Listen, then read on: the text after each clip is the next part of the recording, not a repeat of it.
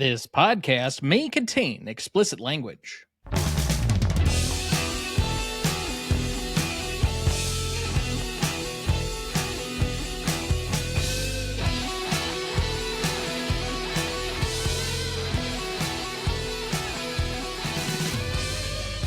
Welcome to the Greatest Movie of All Time podcast, the show that uses a unique grading style to redefine what the greatest movies are. I'm Tom Duncan. And I'm Dana Duncan. Tonight, we also welcome our returning celebrity guest, host and creator of the Shea Cinema podcast. You will remember her from her previous appearances with us on the 12 Angry Men Revisit and Barry Lyndon. It's Sara Shea!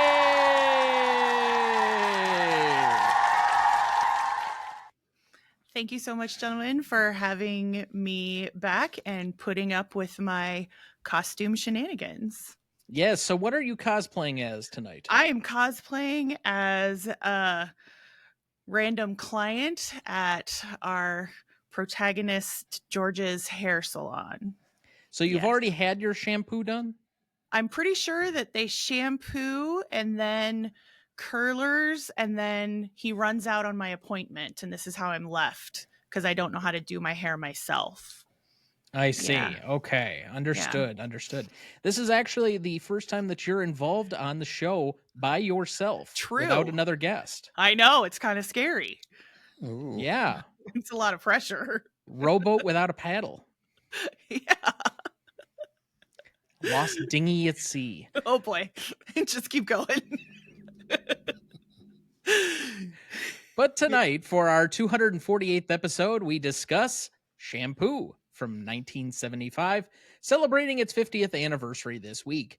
Directed by Hal Ashby, written by Warren Beatty and Robert Towne, music by Paul Simon, starring Warren Beatty as George Roundy, Julie Christie as Jackie Shawn, Goldie Hawn as Jill Haynes, Lee Grant as Felicia Karp, Jack Warden as Lester Karp, Tony Bill as Johnny Pope, Jay Robinson as Norman, George Firth as Mr. Pettis, Randy Shear as Dennis Lally, Susanna Moore as Gloria, Carrie Fisher as Lorna Karp.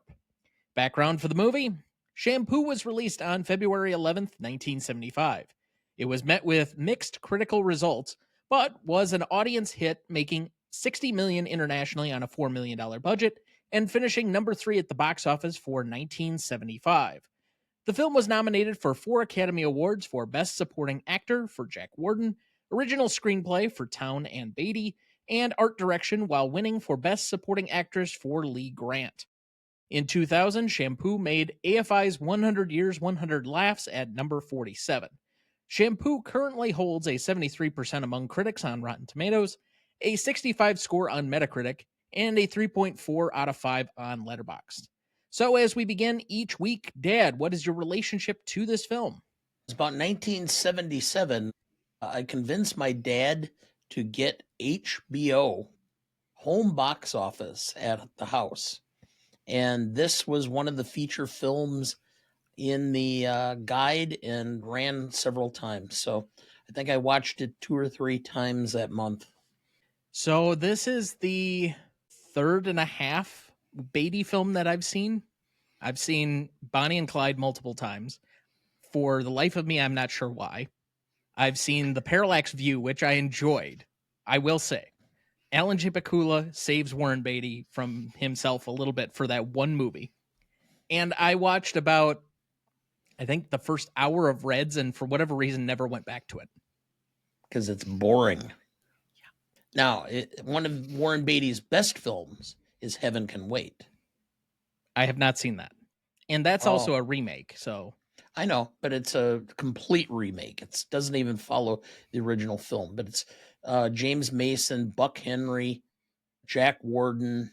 It's a good film. It's funny. Also, the great Bill Hader, since you bring up James Mason, the great Bill Hader does one of the best James Mason impersonations I've ever seen. And if you can find it anywhere on the internet, him doing his impersonation of James Mason not being able to get a donut coupon received, that it had expired, it's fantastic. I'm writing this down. I'm gonna watch it. Oh yeah, you should be able to easily find it. I've seen it pop up on TikTok every so often. It was his great. audition piece for Saturday Night Live. Oh, was it really? Okay. Yeah. That's pretty funny. Excellent. Yeah, for me, I saw this movie 25 years ago or so in college. We all thought that we were super hip and progressive, and we're watching a movie that was filled with sex and ooh, and so we all thought we were with it, and we had to like rent it from a specialty video store because you couldn't really find it at like Blockbuster or anything like that. So yeah, I've seen it several times since then, and we were, I think, fairly titillated by it at the time, seeing it at like 19 years old or so, which makes sense. But the more that I watch it, the older I get, the more sad it is. So yeah, I have a storied past with this film, I suppose. So Warren Beatty is allegedly 34 in this movie. I don't think that quite computes, but even so, let's go and take it at face value. That is the current age that I am, and I would not recommend anybody watching this until they're probably about 30 in order to truly understand anything about what we're going to answer for our second question. What is this movie about? Because I have to believe that, similar to the song Desperado, the movie's all about stop fucking around, quite literally, and figure out what you actually want from your life.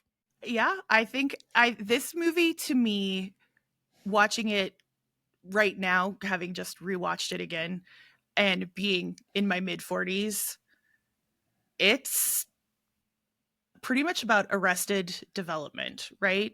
Beatty's character has not grown up. I think he's actually something like 38 years old or so when this is filmed. And so he's trying to play even a little bit younger. And is he just writing a movie about himself? That's kind of what it feels like to me. I'm sitting there going, what are the deeper themes? And I don't know if I can actually give him enough credit for really thinking about a deeper theme other than here's a movie that I can write, which is titillating, and I get to get laid.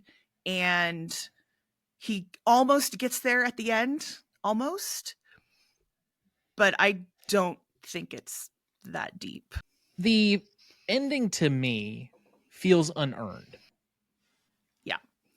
I feel it's the ending to a different movie that they had set out to write and didn't end up leading up to. Yeah. Maybe the last like 20 minutes tangentially has to do with the events occurring earlier in the movie, but I don't see how it leads to that point and feels like it's a natural conclusion for everything else that's been happening.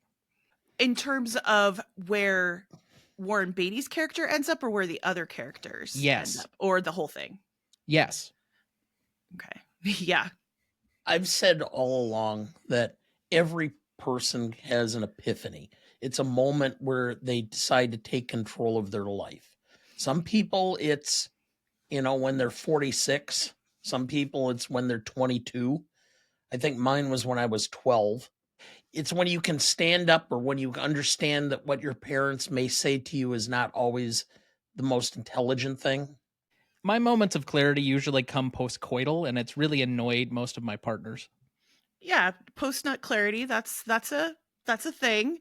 And yeah. George literally does not have it ever. he orgasms so much, he should be in an extreme state of zen and have his life together, right? Sexvana. Yeah. Well, I mean, you got to stay hydrated to have that much sex. And I certainly didn't see that. We're in good shape. I mean, with that much thrusting, he's got to have some great abs. I guess, but, no. I mean, it's just kind of like he's kind of bumbling, fucking screwing away his life. And then, like, in the last 20 minutes, he comes to some sudden epiphany that maybe this is meaningless. And then all of a sudden, it's supposed to change. And who he attaches to is a mistress who's basically just looking to get the money from the guy she's with, and then wonders why she left. But do you think that he actually has an epiphany, or he's just saying what he thinks that they want him to say? Because when he has that conversation with Jill right before that, he doesn't apologize, right? So then I don't even know if he actually has an epiphany. The only way that the ending makes sense is if George feels his way of life slipping away and he doesn't want to be alone. Right. Yeah, I know that guy. I mean, because to me, that would actually be a sensible ending. It would fit with his entire character and modus operandi throughout the course of the film. But to me, the way it's presented is that he has this moment of clarity leading to him making his own proposal and then accepting the ramifications of him fucking around for a decade or more. Can you really believe that Lee Grant's now got half of Lester's money and she's going to be open? I mean, you're going to tell me he's not going to go back to that? Well, until she talks to her daughter. Her daughter hates her, though, remember? That's true. But then she would try and ruin the potential relationship between the two of them. What relationship? We're not talking about dating. We're talking about fucking. That's true.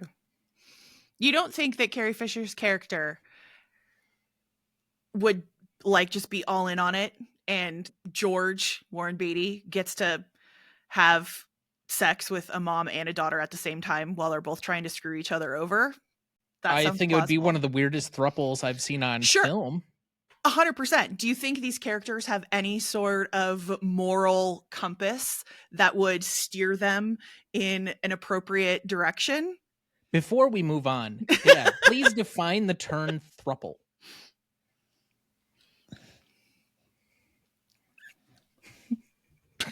Okay. It's 3 different flavors of Ripple ice cream. Well, that's not nearly as bad as I thought it could have been.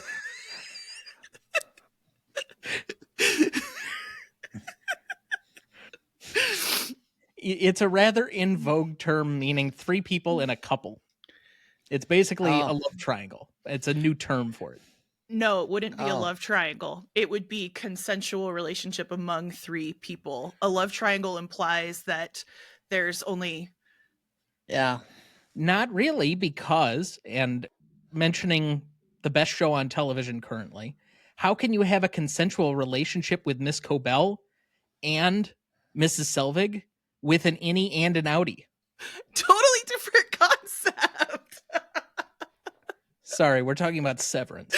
Severance. Which I will say, one of the proudest moments of the last, probably 2 years that I've had is when I turned on episode 1, the pilot, because I was going to rewatch it before starting season 2. And my dad and my mother were in the room. My dad actually set his phone down. He was on the edge of his seat, and he stayed that way for the entire hour. Whereas my mother, predictably, was, so that weird show that you were watching. Yes, Mom, that weird show that I was watching. I mean, to be fair, you got me hooked on it too, so good job. I've done my work. Yes. That's why I don't think my dad has seen past the pilot at this point, but still. I think I watched the second episode with you. Maybe. So that's about it. I haven't been watching a whole lot of television. That's fair. I've barely had enough time to try and keep up with it's movie month, given that all the Oscars are coming. So actually, I'm coming to think about it, the only TV that I actually have watched is because of you, Tom. Because you were like, oh yeah, Squid Game is on. Oh yeah, you have to watch Severance. Oh yeah, White Lotus is in 2 weeks. Or actually next week. God damn it. I watch movies, I watch sports. Just focus on 1934. I said I would limit my recommendations until such time as you'd done your full prep work. It is only a few days away. And when we are done, I will have watched 29 movies, more than Andrew. So I win. I was the first one past the poll on that. No. I know. I'm not competing. I was competing with myself. Yeah, you're always gonna. You've gotten it. You have the title. At this point, I've beaten Andrew so much at his own show that I just let it go. And now I've gone the opposite way.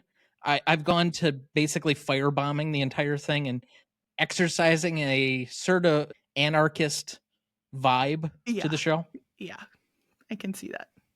Especially since I didn't pick the years that we were doing. My co-host, who's on said episodes of Rev Almanac with me, is more inclined to pick the years. And for some godforsaken reason, he picked 1967. Oh, well, I got Because the of good, the the bad, and the book. ugly to win a bunch of shit. Yeah, Because of The book was good. The book was Yes. good. It was much better than all the movies it was talking about. True. So we could have just done a book report. I would have been happy with that. Like I almost did with Barry Lyndon. I apologize. Yeah. Never apologize. Never admit defeat. Doesn't happen. Anyway, moving on. Well, let's get back to discussing what this show is supposed to be about. Right. What the fuck is Warren Beatty trying to say with his collection of films? We have Bonnie and Clyde, Parallax View, Shampoo, and Reds. His his films are more about who he's living with at the moment than anything else, because every time he's done a major film, he's got a new girlfriend. He's with Diane Keaton for Reds. He's with, and I'm trying to remember who was the love interest in But he starts writing this movie while he's working on Bonnie and Clyde because Robert Towne came in and helped with the script on Bonnie and Clyde. Okay. And so they started that relationship, and they've been developing this movie for 8 years. So it's not like it's completely out of the blue. But during that entire period, I want to say he was dating Julie Christie. On again, off again, on again, off again, on again, off again. So my favorite Warren Beatty film is not one that he wrote. It's Dick Tracy, but I do believe he was in a relationship with Madonna at the time that movie came out as well. And so, yeah, I think honestly, excuse me for being crass, I think he writes his movies and picks his movies with his penis.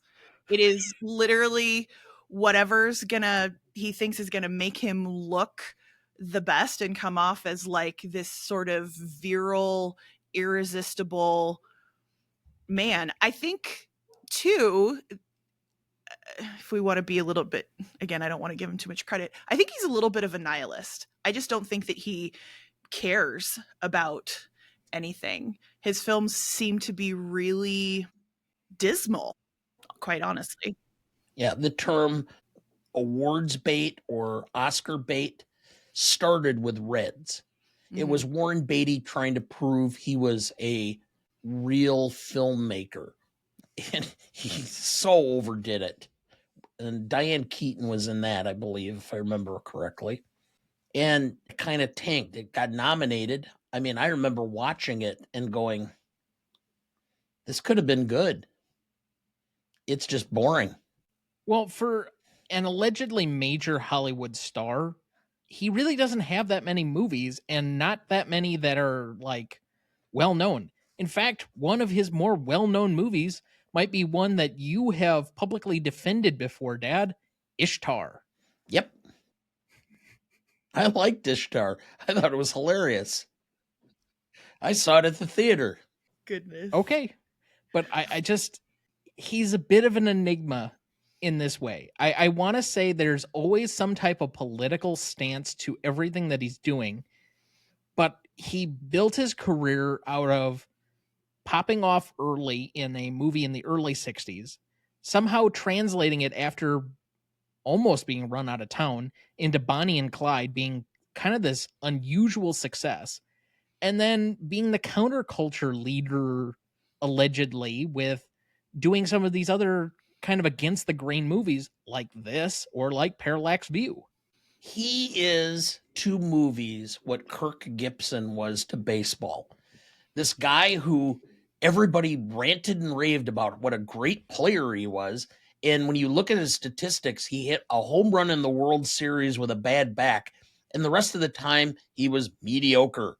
And that's Warren Beatty. Everybody rants and raves about this guy, and he is nothing special. I have to agree. I think he has just enough talent to like get in the door, but there's not a whole lot that goes on after that. Is it just that he's good looking? I don't even think he's that good looking. And I don't know. Yeah. You can always count on an A's fan to pile on the Kirk Gibson hate. Yes, that is correct. And somewhere in a Home Depot, Kieran's ears are perking up. Hi, Kieran. He's probably in the chains and whips aisle at Home Depot. Okay. It's the same aisle 7 Okay, at Home because Depot. you brought this up, all right, I'm just going to do this unprompted for the sake of everything. Andrew wanted to submit a Stealth 88 question. Okay. It's not so stealth anymore, but Okay. what is your most awkward or embarrassing sex story? I'm not sure I want to hear this. Oh, I can tell it. Hi, Andrew. Are you going to let that pitch go? You really want it? No, not necessarily, but it is content. So let's just say this. Your older sister, came into our bedroom one night and was going, "I can't sleep. I hear ghosts."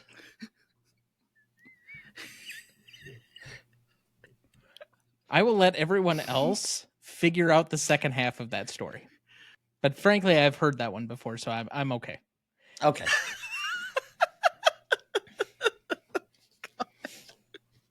At least it's not the kangaroo story.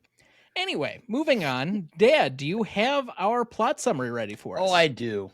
Shampoo is a sharp, bittersweet satire wrapped in the glitzy excess of the late 1960s Beverly Hills.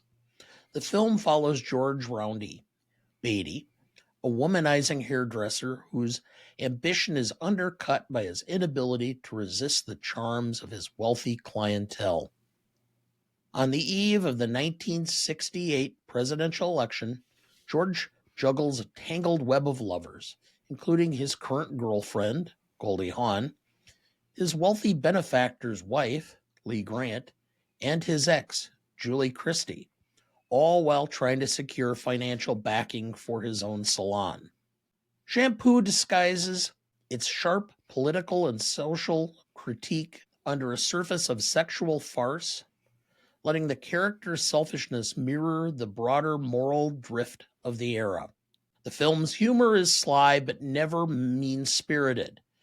Its direction, full of casual elegance, ensures that even the most ridiculous moments feel authentic. By the film's melancholic finale, Shampoo reveals itself as more than just a sex comedy. It's a lament for lost opportunities, both personal and political. Thank you. I'll be honest, the Did You Know section for this was really slim pickings, so we're going to have to deal with what we've got here. But I hope these are worth it. Did you know the lead character was based on actual hairdressers Jay Sebring and John Peters? Did you know? Lovers off and on since 1967, Warren Beatty and Julie Christie broke up for good during the making of this movie. They remained friends and later worked together in Heaven Can Wait. Did you know? Lee Grant claimed in her 2014 autobiography that everyone knew Goldie Hawn and Warren Beatty were sleeping together, even though he was still involved with Julie Christie. And finally, did you know? Carrie Fisher said she was cast in the role, her film debut, mainly through family connections. She said when Warren Beatty ran lines with her, he did it whilst eating. She said the whole thing for her was a lark. She also admitted years later in an article she wrote for Rolling Stone magazine that star Beatty unsuccessfully propositioned her. According to Carrie Fisher, Warren Beatty had final say over her tennis outfit costume, including deciding if she would wear a bra underneath or not. And with that, we will take our first break, and we will be right back. Hey, movie lovers, this is Kyle, host and producer of the Movie Wars podcast. We're not just a movie review podcast. There's plenty of those. On Movie Wars, a panel of stand-up comedians blends humor with deep film analysis using their unique war card system to grade movies across key categories. Each episode delivers thoughtful insights and spirited debate, offering a fresh comedic take on film analysis. New episodes drop every Thursday on all podcasting platforms and YouTube. Deeply researched, gut-wrenchingly funny, you'll love Movie Wars. Before we jump back into the episode, next week we welcome back our most frequent guest, Christine Duncan, to discuss an 80s classic and one of Dad's favorites, The Breakfast Club from 1985. Written and directed by John Hughes, music by Keith Forsey, starring Emilio Estevez, Molly Ringwald, Anthony Michael Hall, Ali Sheedy, and Judd Nelson. You won't want to miss that one, so watch ahead of the show by searching the Real Good app to find where it's streaming for you. That's REELGOOD. Dad, are you looking forward to that one? Oh, tremendously. Yes, your John Hughes hate shall cometh out. It's okay. It's okay to hate John Hughes. He actually stole people's screenplays and took credit for them and things like that. So it's all good. Yeah. Sure, that's why my dad hates him. No, I hate him because he's just, everything's a stereotype, and it's always people that that are central to his themes that I hate. Yeah, I get that. Yeah, he despises people like Ferris Bueller. Okay, sure. Even if you, as you've said, I was kind of like Ferris Bueller. That is correct. There are worse people to be like.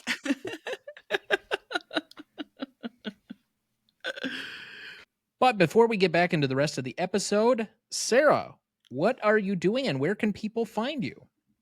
I'm currently festering during the school year, but right now actively preparing to appear on the Revisionist Almanac 1934 episode. So watching a bajillion movies for that. We're recording in a couple days. It'll come out, I don't know, probably a month or so after this episode drops. Preparing to be on a couple of other shows as well. Need to edit my own show. Need to get my dad healthy enough to keep recording. So it's really, right now is probably the busiest I have ever been with movies in my entire life. But in a matter of days, I can take a deep breath. I'm not nearly as busy with movies, but I'm busier than I was last year when I watched every nominee for the Oscars. That was quite an accomplishment, and I don't think I really need to feel like I need to do that again. Because while some people, even on this podcast, might make sure that I watch Nosferatu, my need to watch Nosferatu is zero. Oh, but it's so good. I mean, Think of who I am. You know that's not in my wheelhouse, but if you can handle the substance, you can handle Nosferatu. What was the one where it was General Pinochet and he was a vampire last year? I mean, it was great cinematography, but it was such a weird fucking movie. I don't think it's on that level. It's not that weird.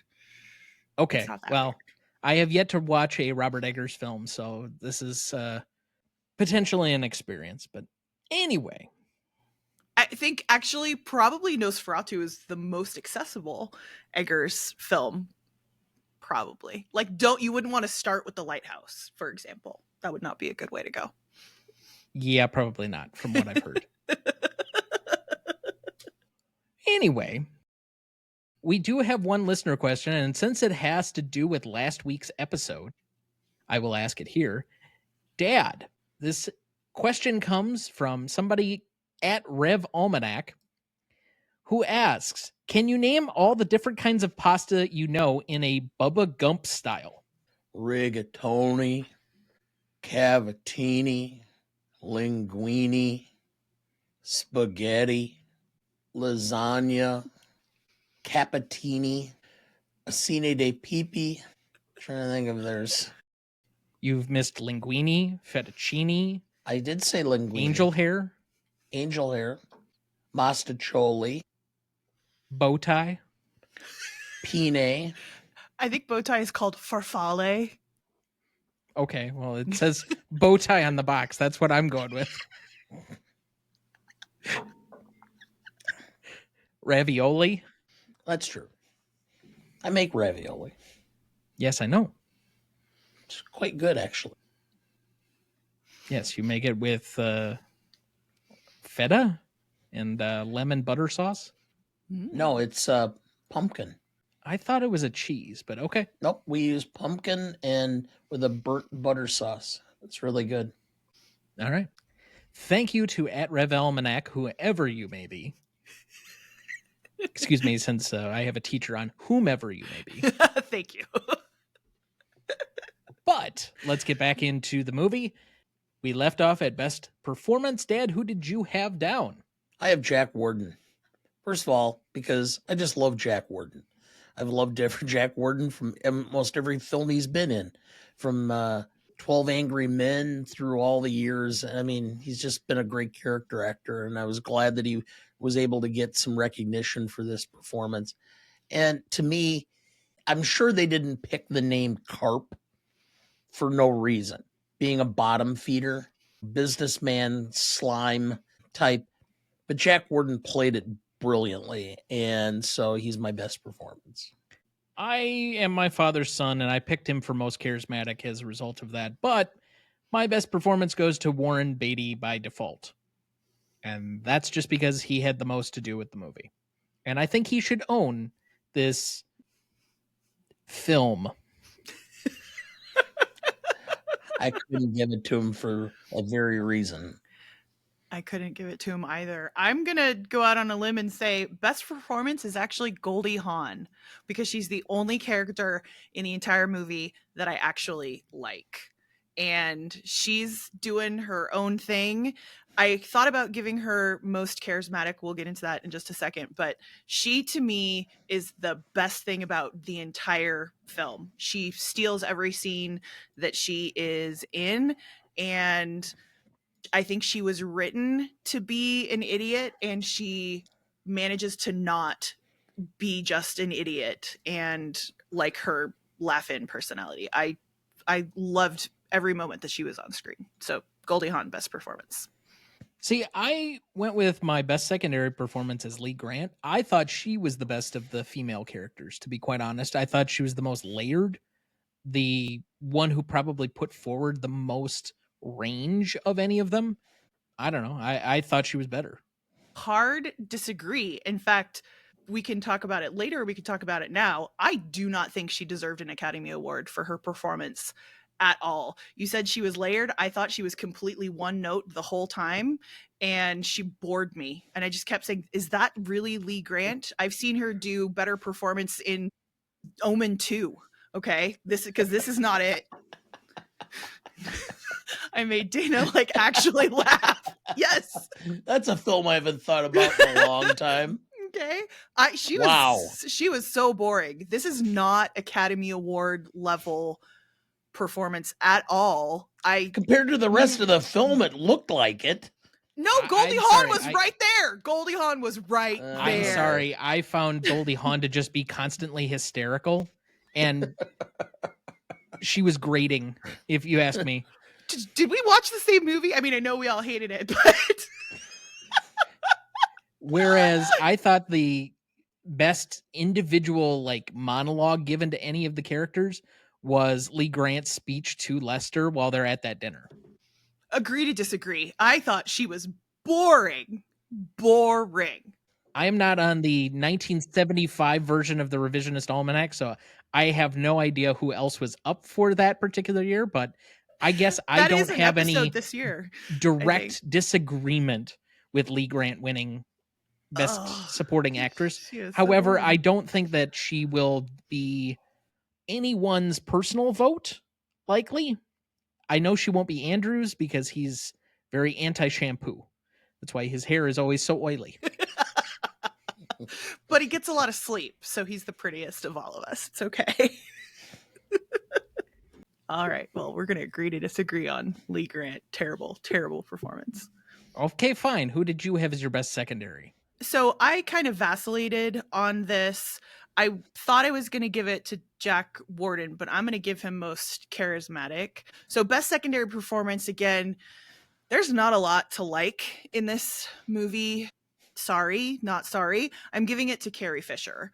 She's in the movie for 5 minutes, and her scene is funny and awkward, and it's clearly she's talking about her own mother, Debbie Reynolds, the entire time. And I enjoyed it, and that scene stuck out to me. And so she's not the most charismatic, but I thought she was really good. So I was like, yeah, Carrie Fisher, there you go. That's Space Mom. Love it. Yes, the best line of the entire movie that isn't who's the best blowjob giver in the entire world is wanna fuck. Yeah. Wanna fuck? And then, oh boy. Well, anyway, Dad, secondary performance. I have Warren Beatty by default. I mean, he was in the film, so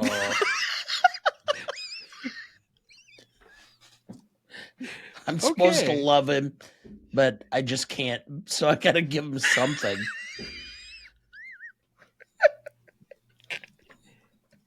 You didn't have to give him anything, but Oh, but I have to. It's Warren Beatty.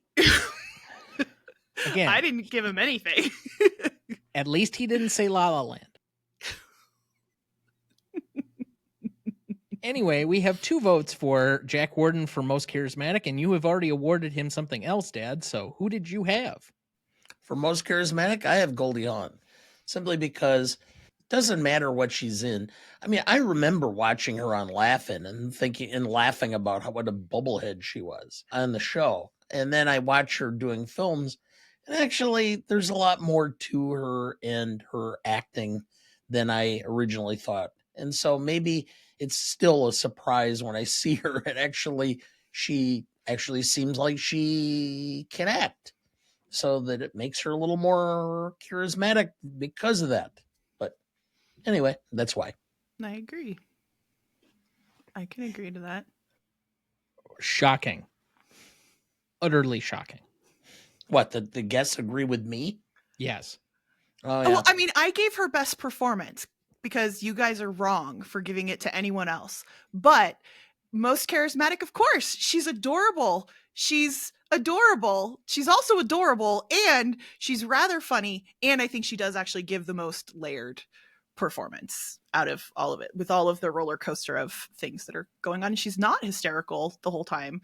She is hysterical most of the time, but not the whole time. Not the whole time. Would you like to parse that out into percentages? It might be like 90-10 hysterics, Okay. 10%. I was thinking more like 88-12, but okay. I'll Yeah. take it. Yep. Okay. I'll agree. All I'll right. agree with you on that one. Sure. I'm all for that nuance. Good. 2% makes a difference. Moving to best scene, I have 5 nominees. Wait. We here. aren't even going to talk about how charismatic Jack Warden is. I know We he kind of wins. did. No, because the whole point is you're supposed to hate him. I, as a woman, am supposed to hate him. And I found myself completely charmed by him and going, why do I like this guy? Why am I rooting for him? Why am I like excited that he's going to get naked in the hot tub with these people? It's supposed to be awkward, but I'm like, aw. Okay, we can move on now. Yay, Jack Warden. Frankly, the only Jack Warden character I don't like is, what is it, juror number 6 or 7? Right. And But that's, he did a great job. well, yeah. Anyway, now we can move to best scene. Okay. Now that the show hath not been hijacked. I have 5 nominees here. Meeting with Lester, Election Night Dinner, After Party, Morning After, and Proposal and Acapulco. If you have to pick any one of these, because I have a feeling neither of you would nominate anything other than these 5 scenes. If you have to pick one as your best scene, what would it be? Meeting with Lester, simply because it portrays Lester as being the epitome of the wealthy slimeball realtor mogul, Beverly Hills type, with his mistress, and how he just kind of slides around and kind of oozes kind of like a snail with a slime ball behind him wherever he goes. It's just perfect. It so sets up why this movie works to at least some extent. Personally, I would go with the dinner because it's so awkward, and it's probably the scene that moves me the most, if that makes sense, because there's like some actual emotionality behind it, partly due to the awkwardness. But a drunk Julie Christie declaring herself as basically the world's blowjob queen was the funniest part of the entire movie. No. The funniest part is, what the fuck was that senator like? What the fuck was that? I mean, really? Wow. Ugh. It's like anything that Ted Cruz is attending. I'll be completely honest. I forgot about that when thinking about Classicness, and I had already given it a pretty low score. So that might be an extra point down. But we have yet to get there. The funniest scene is clearly the very tense chase scene up the hill behind the house. I mean, that was high production. So is that your best scene? It was the most exciting. So I'm going to take that as a yes. I was like, is someone going to get hit by... They had to swerve out of the way of another car? And they went like 12 miles an hour? It was thrilling. It was like a chase scene in a parking garage.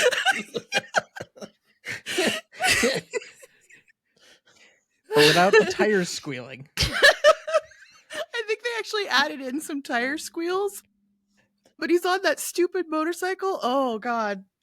The whole thing was so desperate. And I said it was the funniest. I didn't actually say it was the best scene.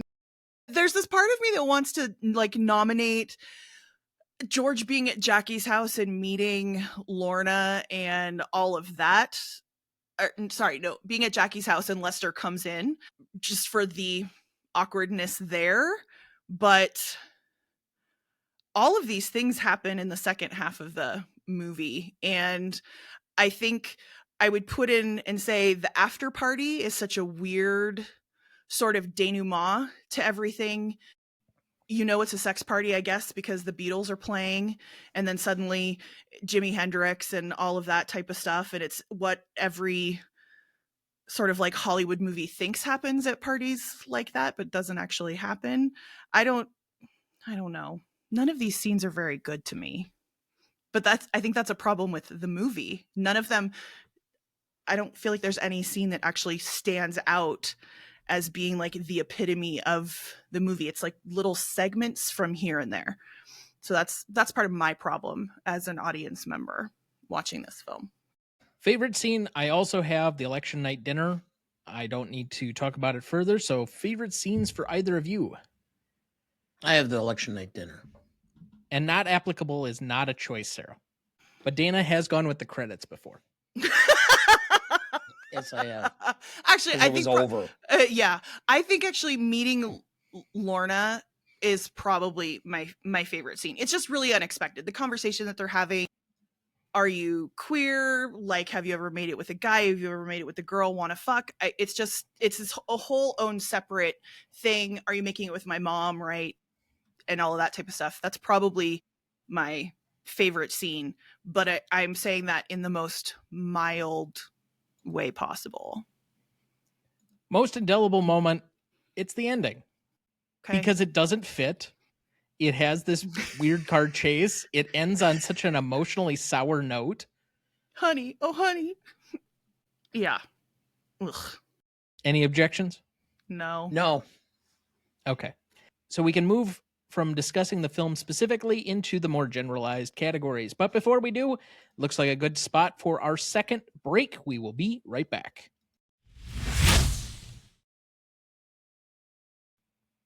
Before we jump back into the episode, did you know all of our newest episodes are also now in video format? That's right, you can see my resting nerd face and all of Dana's famous okays in pristine high definition.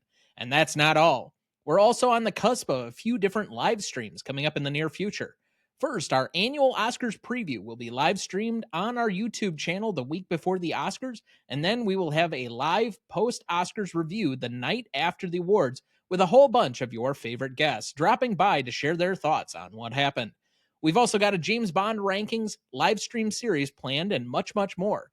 If you want to check all of that out, just head to youtube.com/@GMotePodcast. And if you do, please like the video or subscribe to us. We would really appreciate it. Dad, do we have anyone to remember this week? Yes. Olga James, 95, American singer and actress.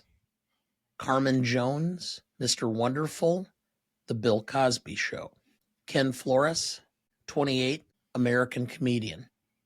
And Dick Buttons, 95, American figure skater, Olympic champion 1948 or 1952, five-time world champion, color commentator at the Olympics or the Winter Olympics forever. And that's why we included him on here, because if you watch the Winter Olympics from about the late 60s until the early 90s, Dick Button was always talking skating, both men and women's, throughout the Olympics. I have nothing to add, unfortunately, because I am not quite as old as you. And so all I will say here is we appreciate them all here for their contributions with a moment of silence in their honor.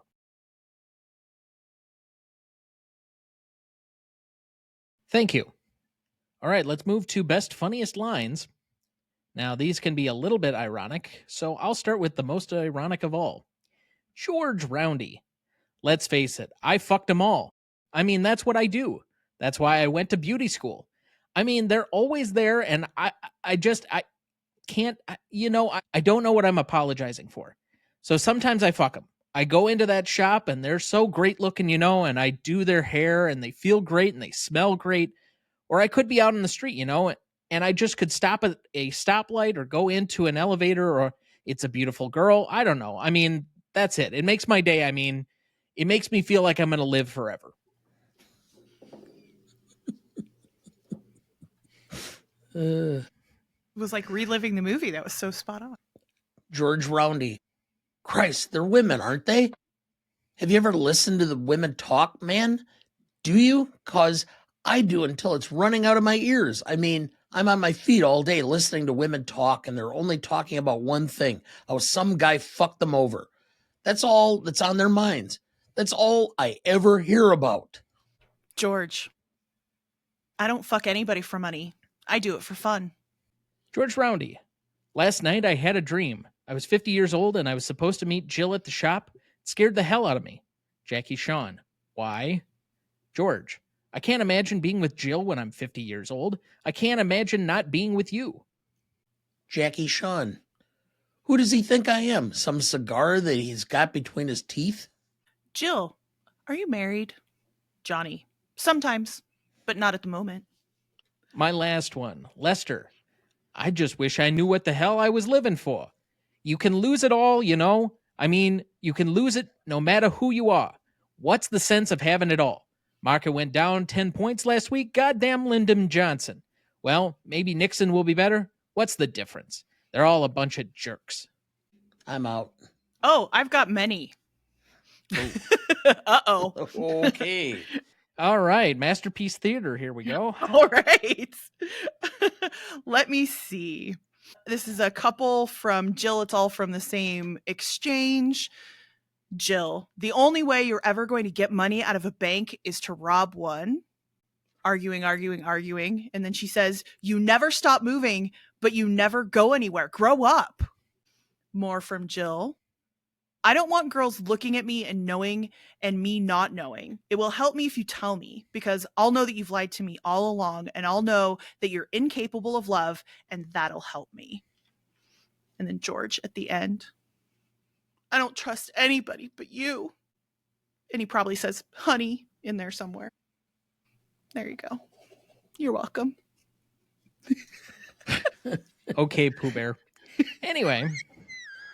Okay. Let's go to the Stanley rubric. We'll start with legacy first on this one, as we always do.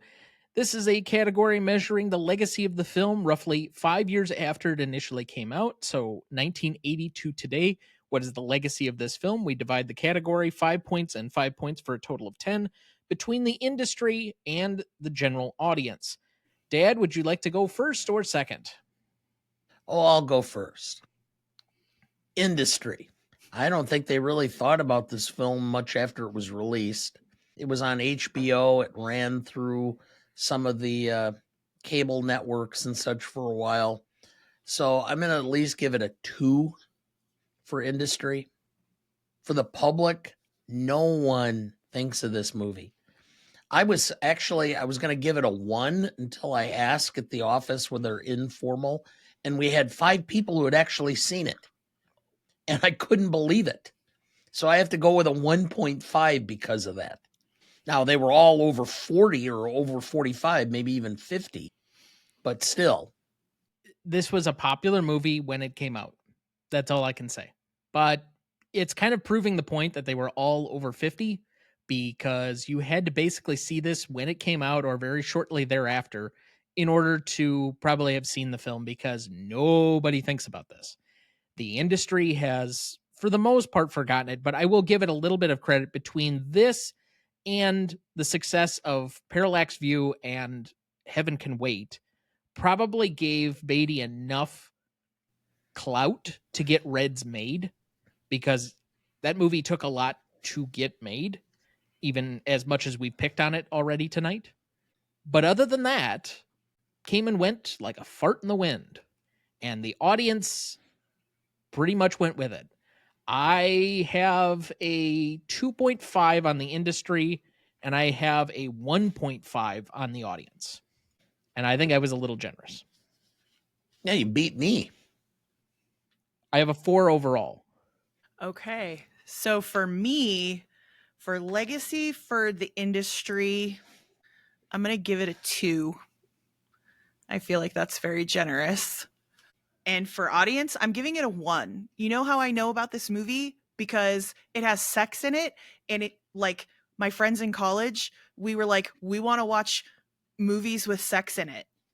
And that's it. We should have just rented porn. It would have been more fun. We wanted to be titillated, and we were not titillated in the way that there are stag films more interesting than this film. I'm giving it a 1. And those are films with deer in them. Correct. Sometimes with horns. Mm-hmm. Very horny. Yes, deer. They are very, very horny. That is a 3.5 average between the three of us. Impact and significance. This is where I have to give it a slightly different grade, because, as we mentioned, it has a different appreciation in the moment than it did afterward. So within the initial 5-year period for which this category is measured, and I suppose I should have given the description at the top like I normally do, impact and significance is a measure of the impact or significance of the film within the first 5 years that it was released, so roughly 1975 to 1980. What is the impact and significance of the film? We also split this category 5 and 5 points between the industry and the audience, like the last category. The industry had to give it a little bit of credit because of the financial success that it had. It was nominated for 4 Oscars, even though it was not up for Best Picture or Director. It did get in several other categories, including winning one of the major categories, even though one of us disagrees with that win. And I will say that, again, if you give a certain level of success to Beatty getting a project that nobody would fund off the ground, partly because this was the number 3 film of that year, despite the critics being somewhat mixed on this, I give it a 4 for the industry, and I give it a 4.5 for the audience, for an 8.5. Well, let's just say that I'm not going to add anything to that because I have the exact same scoring. Shocking that we would do that yet again, as we do almost every week. But all right, so let's get the monkey wrench's opinion. Ooh. You're talking to your future wife, Tom. Hush your mouth. I would say, I mean, I don't necessarily fully disagree with you. This is the one where I knew, yeah, you got to concede some points here because it was so incredibly popular. So you know what? I'm going to go easy on you. And on this one, I'm just going to give it the same score because I don't care. Dad, would you like to help the math we're on real this one? motivated on this film. It's the curlers. She still has them in. So you know what? Here's the thing. What we should have done is we should have given most charismatic performance to Warren Beatty's hairdryer, right?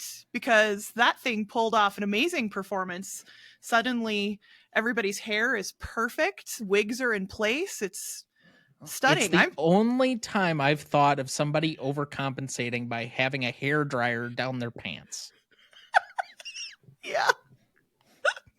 It was very phallic. It really was. There's actually a scene in the salon where he's blow drying a woman's hair. She's like leaning over and her head is down and she's literally in his crotch as he's blow dry. Okay. Since we mentioned stag films, I mean, and he does house calls. And just showing up at the door for somebody. Did somebody call for a blowjob?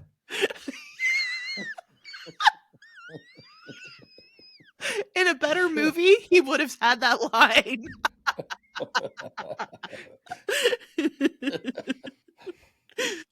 All right. That is an 8.5 average between the three of us. Damn it. It doesn't deserve it. I just don't want to give anything over a 5. Oh, I don't think that's going to be in trouble after this point. Probably. All right, we go to novelty. This is a measure of the originality and the execution on said originality. We split this category between those two parts for a total of 10 points, 5 and 5 each. Sarah, would you like to start?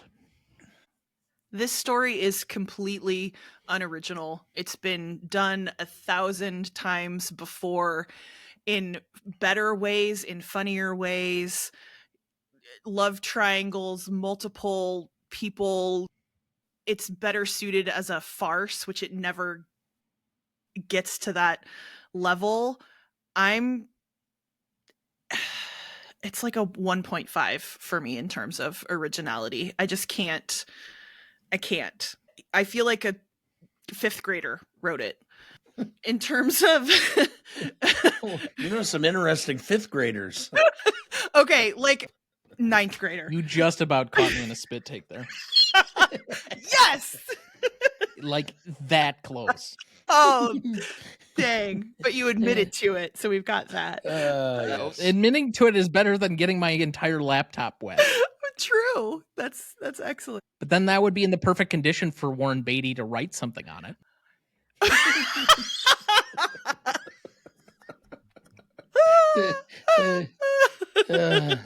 It would be better than this film.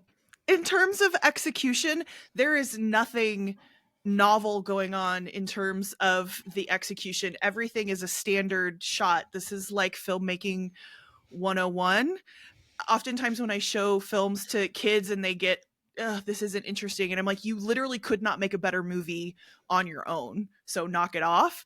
Any one of my students could make a movie using any of these same shots.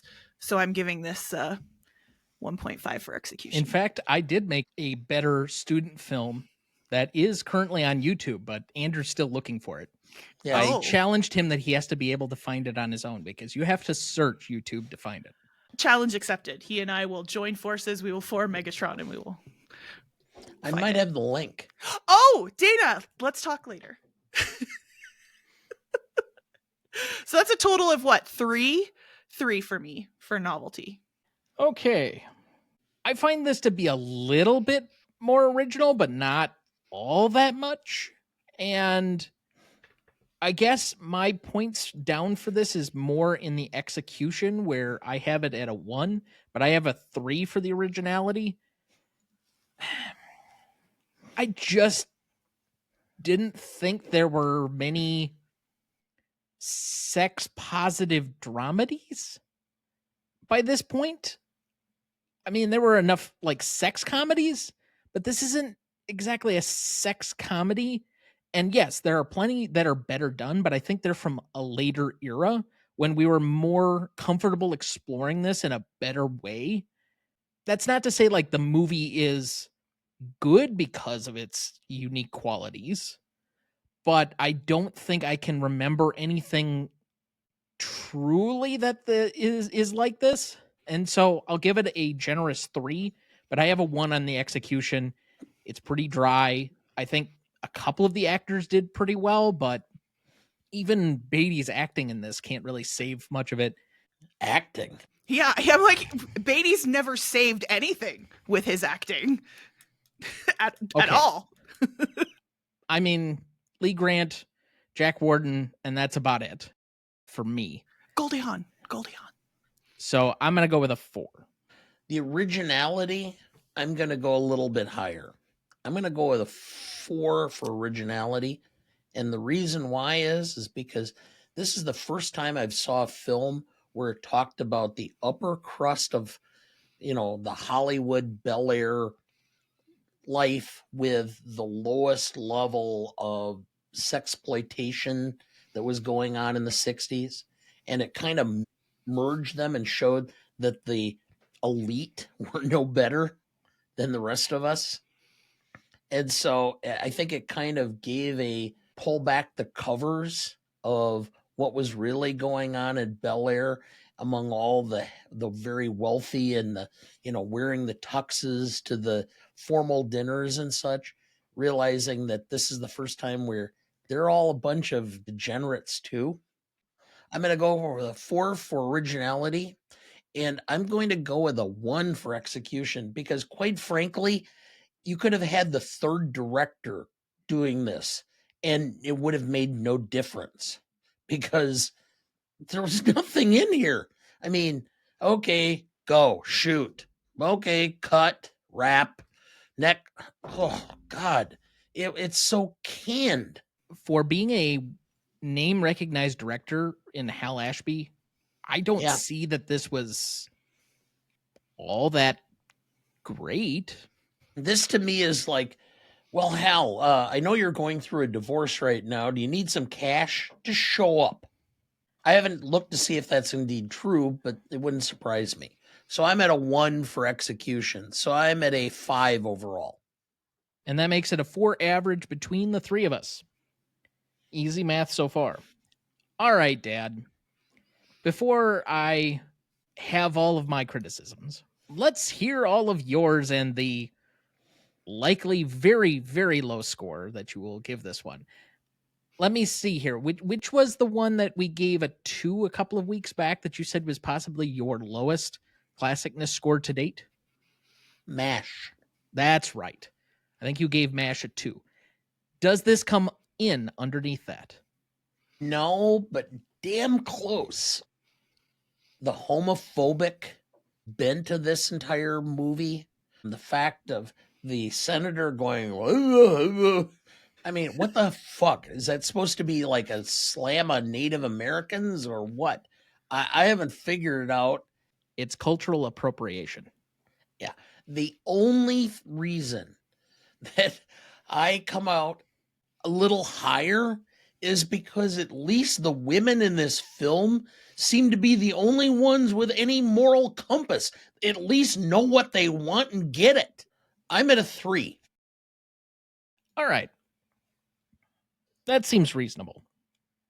And the reason I say that it's reasonable was it was my score originally before I considered the cultural appropriation of the Native American thing that the senator's doing. I don't know if he's trying to be appreciative of diversity, but since apparently diversity causes plane crashes. Oh, I shouldn't laugh about that, but oh. Yeah, anyway, let's just say that, first off, isn't Carrie Fisher supposed to be like under 18? Yeah. Bad luck so far. All right. Even if she does proposition him, the fact that he'd be willing to do it is extremely dated. It's also grounded in a bygone era where the potency of the film and its themes, the deeper themes, have to do with Dick Nixon? Seriously? You have to be over 50 to even basically know anything about the Watergate era. Yeah. Most people my age are like, Watergate what? Now, if you want to talk Deflategate or Spygate or any of the other gates, then they'll get into shit with That you. Gates? Sure. But I already had 3 off from our traditional 6. I'll give an extra half point down. I'm going to go with a 2.5. This movie is stuck in time. There is almost nothing that is relevant that can move forward. We don't function in this era anymore. Everything is the fact that it had to take place on election night in Also, the election of 1968. So it's not even commenting on like recent or current events. It's commenting on something from 7 years prior exactly. Most people don't have a political history appreciation for anyway. Right. So I think I was trying to think why did it have to be then? Couldn't it have been any election for any made up politician? But it had to be rooted in this real, to me, I think it's trying to be nostalgic for that era a little bit, like, ooh, things were better then, or we had more. I don't know. Everything about it just gives me, it creeps me out. And the homophobia alone is bad. The stuff with Carrie Fisher's character, she's technically 19, I think, when they were filming, which made me feel at least she's not actually underage, because there were plenty of films being made in that time where you had actual actresses who were underage being propositioned and all of that type of stuff. But he's at least 20 years older than her, even if she's not underage. And the whole, I hate this movie, guys. I hate it. It's not like Cimarron levels of hate, but like, I really dislike it. And there's nobody to like. The quickest way to stop talking about it is to give a score and move on. You're right. You're so right. I'm giving it a 2. Well, thank you yet again for easy math. That is a 2.5. Next time I'm going to give it like a 1.38. Just to piss All you right. I think this is going to be the most interesting of the categories so far. Rewatchability. Actually, so here I have a question just in general. How many times have we collectively seen this film now? Because Dana, you said you had seen it several times. So how many times all over do you think you've seen it? Because I think I've seen it at this point about 7 times. I think maybe I've seen it 4. Okay. Including this watching. Okay. Okay, so that would be 12. The last time probably I watched this film was 1978 or 79. Okay. Let's just put it this way. That's about right. Because that's about the amount of time I would need before I'd rewatch it again. Mm-hmm. Mm-hmm. And I'm 61. So I'm figuring that's 45 years. So if I hit 96, I will make this promise. I will rewatch Shampoo for my 96th birthday. This is going to be on the internet, so people will hold you to that. I love it. It's going to be the strangest birthday. Because I already made the pledge that if I hit 90, all I'm going to do is smoke cigars, eat ice cream, and drink bourbon. We'll give you 12 different kinds of pasta, including a cine de pipi. And we'll watch Shampoo. He's gonna like increase his cigar intake when he hits 90 in order to avoid making it to have to watch Shampoo. Oh, my luck. It'll just prolong it. The thing is, but if he does hit 96, he's just going to be drooling all over himself, so he won't know what is actually going on, and it's more for the rest of us. So what you're saying is that he's not going to understand what's going on in the film anymore 40 or 30 some years later. Oh, no, It's gonna be his So- favorite movie all of a sudden. So what you're advocating for is 95 years and 364 days is to smother him with a pillow. Yes. So that we don't have to watch it. Well, we didn't say we had to watch it, just that he would watch it. So walk out of the room and let him watch this trash. Oh, It's I guess shampoo I day. Everybody disappears. I am giving it a 1.5. I won't get off of I won't go and like search around the house for the remote if it's not handy to turn it off if it comes on. You just walk away. That's on a very subjective basis.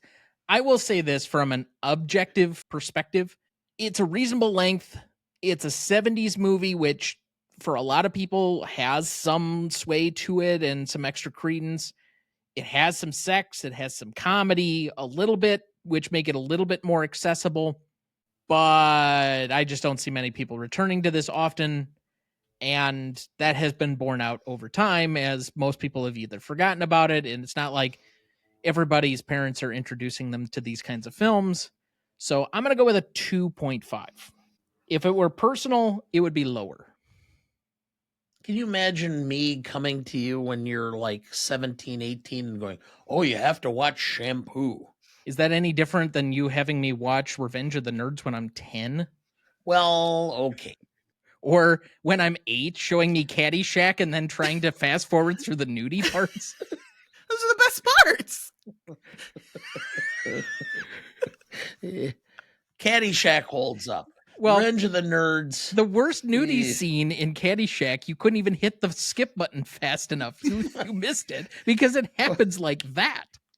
And you've tried and tried and tried and tried. Oh, God.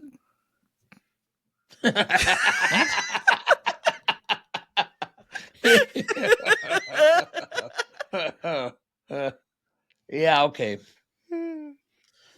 Okay. Anyway, moving on. We have one last score to go. I already seen this movie more times than you two put together. So I think as a novelty, I might say, hey guys, I was on this podcast talking about this movie. And if you want to laugh at what we're laughing at, maybe you should watch it. But I don't know if I want to watch it with anyone. 100 minutes of pain for 2 hours of laughing? I can think of some people right now that I want them to watch this movie so that I know what I'm talking about. But do I want to sit through it with them? Because I've already seen it 6 times and twice within the last few days. So Honestly, the way we've described it, I don't know if they need to watch the film in order to appreciate this conversation. I mean, fair No. enough. What I'm trying to do is I'm trying to be a little more generous because I'm ashamed of how many times I've seen this film. So for you, it's rinse, repeat. Yeah, otherwise I'm gonna be stuck with curlers in my hair forever. I'm gonna give it like a 1.35. You're welcome. No. No, it's honestly it's like a 1.5 for me in terms of Okay. rewatchability. There's no actual reason to rewatch it, but I've already watched it so many times. I have to give a little bit. I would give it a 1, but I've already suffered for the art. So The way it's been going, Tom, if we can find it in a Blu-ray or DVD bin someplace for $1, you better pick it up because I don't think it'll be available when I'm 96. he's gonna last to 96 just to spite you now. Yeah. Okay. Well, this has certainly been an interesting evening. For audience score on this one, they apparently liked it only slightly more than we did. It was 70% on Google and 56% on Rotten Tomatoes for a 6.3. So, to repeat the categories here, and I suppose I forgot to say that rewatchability was a 1.83 average between the three of us. Oh god. That was a 3.5 for Legacy, an 8.5 for impact and significance, a 4 for novelty, a 2.5 for classicness, a 1.83 for rewatchability, a 6.3 for audience score, giving us a final total of 26.63 and placing it third to last on the list. Yes. It is only the fourth movie to break the 20s barrier. It places just behind Victory and only slightly ahead of The Greatest Show on Earth.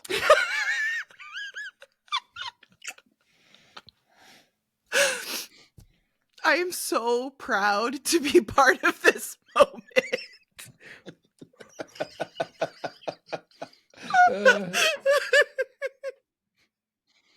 Oh my gosh. Okay. If you disagreed with any of our scoring, well, screw you. Why are you watching this movie and scoring it? We did this for you so you didn't have to. Right. I did it 6 times. This is the equivalent of jumping on a grenade. It's cinemasochism at its finest. Let's move to remaining questions. We'll fire through these so quickly. The first one is a bit rhetorical. Why so much focus on Richard Nixon here? Because it showed the decay of the upper class. It was supposed to be a metaphor to show Nixon being corrupt and nasty, profane, etc. And, this idea that it was only the hippies of the time that were like that. And the upper crust were the same. They just hid it. It's kind of like now. All right. Would Jackie have been happier with Lester or George? Really? Mm-hmm. She's such a gold digger. What difference? Well, because she's a gold digger, she's not going to be happy with George. They already broke up. And so, in fact, the only reason George happens to see her again, like on accident, right? They were already off on their separate ways. The only reason this movie happens is because he accidentally sees her and then he's like, oh, feelings, I guess. He has nothing to offer her. Feelings. Nothing more than feelings. Yeah. So he has nothing to offer her. And apparently he's not that good in bed, right? Because she's not sticking around. They already broke up once. And sexual compatibility is literally not enough to base a relationship on. There is no way she would have been happy with George. She still would have had a Lester on the side. Who's to say she didn't have a Lester or literally Lester on the side anyway when she was with George to begin with? I'm sorry, I vehemently disagree. There are relationships that are purely based on sexual compatibility. They're not healthy. I understand. That's what I'm saying. It doesn't create happiness. So the question was, who she's going to be happier with? She's going to be happier with Lester because her bills are going to be paid and he likes her and she likes him. And she's going to, if she stays with George, she's going to end up with a Lester anyway. The ultimate aphrodisiac is a fat wallet. I don't know. It can make the ugliest guy look really good. I said the sexiest thing I've ever said probably in my life is I can fold a fitted sheet. I mean, it's true. It gets me hot. But trust me, I've been married to George. There's no. You married Warren Beatty? Yeah. I actually might have been happier with actual Warren Beatty making this trash movie. But his character, here's the thing, George isn't going to be happy with Jackie either. He's asking her to marry him because I got caught and Jill is leaving me. That's it. He doesn't want to be alone, which I think one of us mentioned that. One of you two mentioned that already. So no, Jackie is doing exactly what Jackie should do. Good on her. She's going to be happy and until another Jackie comes along to take her place, because she's taking Felicia's place. I mean, Lester was hitting on Jill, by the way, in the car. Oh, Jill, hi. Jill, hi. How's it going? Oh, yeah, I'll go wherever you're going. Let's go get a drink. Oh, I'm going to go to the party that you're going. Oh, I'm going to go get in this hot tub. Oh. When you're the other woman and you end up with the guy, why do you think that there isn't going to be yet another woman? If they will cheat with you, for you, they will cheat on you. It's just, that's going to be the whole thing over and over again. Does George end up with a successful salon of his own? What in the fuck in this movie lets you believe that he can run a business? That's my question. What is his work schedule? Hey, hold on. I know a very successful business owner who just constantly walks out in the middle of the day and does their own thing. Oh God, I can't comment. What are the great entrepreneurs that I know?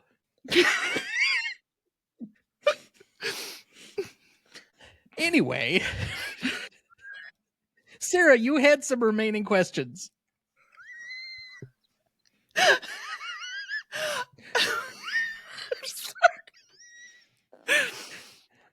Well, but my question was based on, okay, so one of them was based off of how could he possibly be successful even up to this point? I don't see, he's not really good at hair.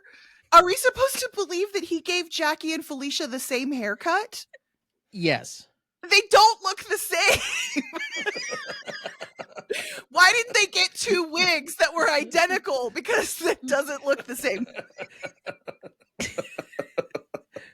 All I will say at this point is my jaw is hurting from laughing and smiling too much. Good. And then no, I'm cutting my rest of my questions because they just make me mad. Okay. Yes. This is why Goldie Hawn is the best part of this movie, because she is adorable and I might have a crush on her and I liked her. Everyone else is garbage. Go watch Sugarland Express. Much better film. It had better score too. Oh, okay. Here's one of my questions. What the hell is with Paul Simon and this score? He gets score credit, but it's like just him going like twice. That's it. The Beatles play more than Paul Simon in this movie. Okay. All I will say is that the entire movie seems to be predicated on people who underperformed. True. Also, you know that Paul Simon and Carrie Fisher got married, right? They were married for a time. She was his the love of his life. Okay. I'm calm. No more laughing. I'm very serious. Well, good, because at this point, we'd like to thank you for being here. Remind everybody where they can find you and what you're working on. Yeah, so I'm Sara Shea. Show is Shea Cinema. You can find me on Instagram and Threads. I think I have a profile on Twitter. I never go over there. Don't forget TikTok. Oh, TikTok. TikTok is a separate thing where I do handwriting under a different name. But if you want to check it out, Harley writes things on TikTok. That's a whole lot of stuff. I do movie quotes and things like that. Going to be on Revisionist Almanac shortly. We'll have new episodes up soon for our show. We are in the middle of 1933 for that. And I don't know. That's it. That's it. Yeah. The synergy going on here, because I was asked for guest questions, or I guess listener questions, for the It Happened One Night episode of BPC that is also being recorded this evening. Oh, yeah. They're getting to it right before we get to talk about it. Yep. So some synergy. Although that is a film that we discussed roughly around this time last year. Yeah, well, the great thing about all the prep for 1934, it literally prepares me for our 7th season, which is the 1934 Academy Awards. So it's like I did front end cramming for future work, which is great. Well, thank you again for being on with us, but Final thoughts for the week, Dad. I'm trying to get through as many of the Best Academy Award nominees. I will say a couple weeks ago, if I had not mentioned it, I did enjoy Complete Unknown. I thought it was a very well done movie. I did happen to see on streaming The Apprentice and thought Jeremy Strong was absolutely mesmerizing as Roy Cohn. Somebody old enough to remember Roy Cohn, he had him down. Thought his performance was extremely strong. So looking forward to it, and I guess that's about all. Yeah, I caught A Complete Unknown over the weekend. I've gotten in Nora. I got in The Substance, regretfully. I got in I liked it. most of Nickel Boys, but I'm going to save most of that discussion for our Oscars preview, which we do have an official date for that. That is going to be the 23rd of February. That's going to be a live stream on our YouTube channel. We'll upload the live stream after the fact to the audio channel, but if you want to catch it live, it's going to be at 6 p.m. on Sunday night that week. And then we're going to have our reaction show the day after the Oscars. That's going to be at 7 p.m. Central Standard Time on March 3rd. I have to watch the Oscars likely from a bus on the way back from Cleveland. No, it won't be Central Standard Time. It will be Central Daylight Time. Okay. Is daylight savings time coming up? First Saturday of March.